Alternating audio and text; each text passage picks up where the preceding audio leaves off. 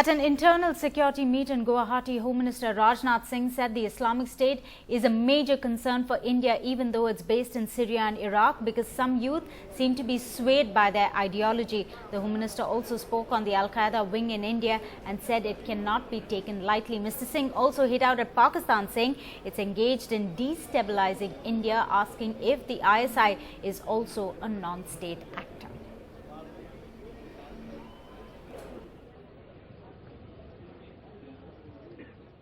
सितंबर महीने में अल-कायदा द्वारा इंडियन सब कॉन्टिनेंट में एक नया ऑर्गेनाइजेशन खड़ा किया गया है, कायदा-तुल जिहाद। और कायदा-तुल जिहाद के अमीर आसिर उमर ने हमारे इस इंडियन सब कॉन्टिनेंट को एक इस्लामिक कॉन्टिनेंट बनाने की भी उसने घोषणा की है। मैं समझता हूं इसे बिल्कुल हम लाइटली नहीं ले सकते हैं, बल्कि यह हमारे लिए एक चुनौती है। दुर्भाग्य है कि पाकिस्तान अपनी हरकतों से बाज नहीं आ रहा है, क्योंकि जब कभी भी पाकिस्तान के साथ बातचीत होती है तो पाकिस्तान का यह कहना है कि यह नॉन स्टेट एक्टर्स हैं जिनके द्वारा इस प्रकार की हरकतें की जा रही हैं। मैं पाकिस्तान के हुक्मरानों से पूछना चाहता हूं कि यदि वह नॉन स्टेट एक्टर्स के द्वारा इस प्रकार की आतंकवादी गतिविधियां यदि भारत में की जा रही हैं, तो ISI क्या यह भी नॉन स्टेट एक्टर है? And joining us live from Guwahati is Shudi Ranjan Sen. Shudi, a number of issues that the Home Minister has really touched upon, be it Al-Qaeda, ISIS, Pakistan, or the internal security. From this meet, in a sense, is there a sense of priority in terms of what is going to be done to tackle any of these issues? Well, yes, I mean, even as we speak right now, the conference is now deliberating on how to handle radicalization and radicalization of the youth, which we are increasingly getting to see is through the internet. That is a session which everybody is looking at.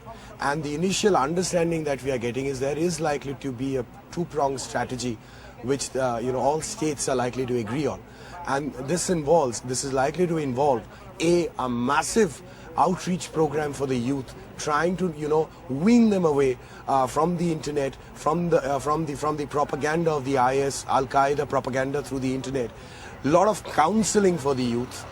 In fact, the Arif who's come back from Syria, Iraq after fighting with the IS is also likely to be extended with psychiatric help and counseling. So, what basically they're looking at is, while you counter the propaganda on the internet through various means of counter propaganda, populate the internet against such propaganda of the IS and the Al-Qaeda. At the same point of time, reach out to the youth if they are trying to go out or getting influenced by them, counsel them, talk to their parents, and kind of take a human approach instead of registering cases and putting them behind bars. This is most likely what we are going to see a consensus around by evening today. Ome. Right, Shudi, also his harshest words on Pakistan, talking about destabilizing in India. This comes shortly after we've seen the encounter and the ceasefire violation in Anya. Yes, in fact, the Home Minister did also mention about the Arnia encounter, and he said, I need not go into the entire details of the encounter. And then he went on to say that, unfortunately for us, it is not only Syria, Iraq and the IS issue that we are facing, the radicalization of the youth, but it is also Pakistan who is deliberately trying to destabilize.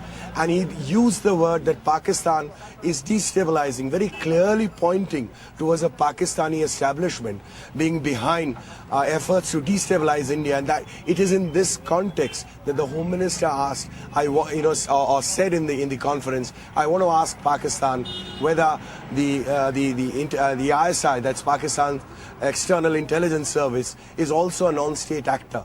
So he's basically it's taken on Pakistan headlong, and it's a very, very strong statement, because earlier we have seen statements from the government of India, but they were much more much more softer. This is a much hard statement that we see from the Home Minister. Right.